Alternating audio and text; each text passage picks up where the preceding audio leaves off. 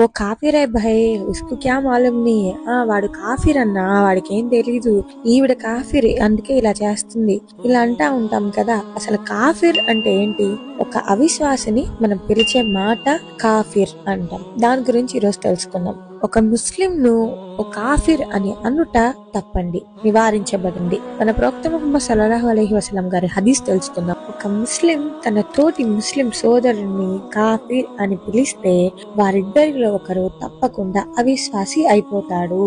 అంటే కాఫీర్ అని చెప్పబడిన వాడు అలా ఉంటే సరే, లేనిచో చెప్పిన వాడే కాఫీర్ అయ్యే ప్రమాదం ఉంది.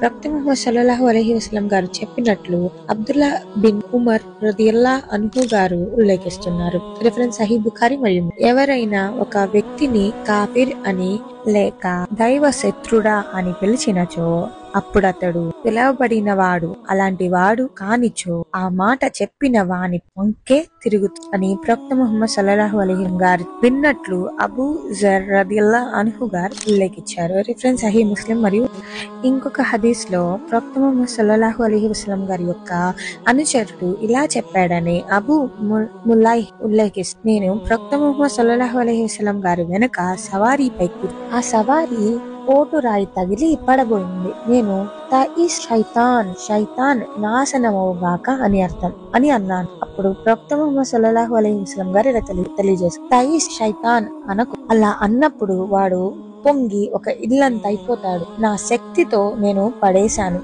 అని అంటాడు. అయితే బిస్మిల్లా అను. ఇలా అన్నప్పుడు వాడు కృంగిపోయి ఈగలాగా అయిపోతాడు. రిఫరెన్స్ అబూ దావుద్. ఈ వీడియో ద్వారా మనం తెలుసుకుంది ఏంటండి? ముస్లిం ను కాఫీర్ అనుట నివారించబడింది. అంటే ఒక విశ్వాసిని ఇంకొక విశ్వాసి కాఫీర్ అని అనకూడదు. ముస్లిం ను దైవ శత్రుడా అనుట నివారించబడింది, ఒక విశ్వాసి అనకూడదు అన్నమాట.